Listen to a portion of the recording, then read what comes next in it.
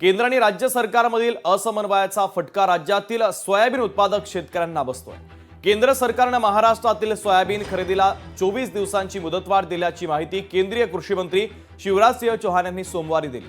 त्यामुळे सोयाबीन उत्पादक शेतकऱ्यांना दिलासा मिळाला। मात्र महाराष्ट्राच्या पणन विभागाकडे चौकशी केली असता या संदर्भात कोणतीही माहिती किंवा सोयाबीन खरेदीच्या मुदतवाढीच्या संदर्भातली सूचना प्राप्त झाली नसल्याची माहिती समोर येते। त्यामुळे एकाच विचारांचं सरकार असून देखील केंद्र आणि राज्य सरकारमध्ये समन्वय नाही का असा सवाल या निमित्तानं उपस्थित होतोय आणि याच असमन्वयाचा फटका शेतकऱ्यांना बसतोय।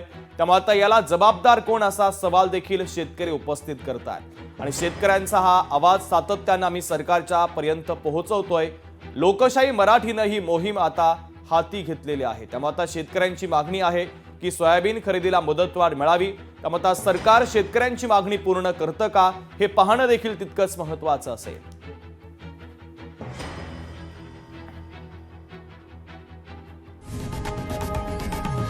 लोकशाही मराठी ऐका, पहा, जागरूक रहा।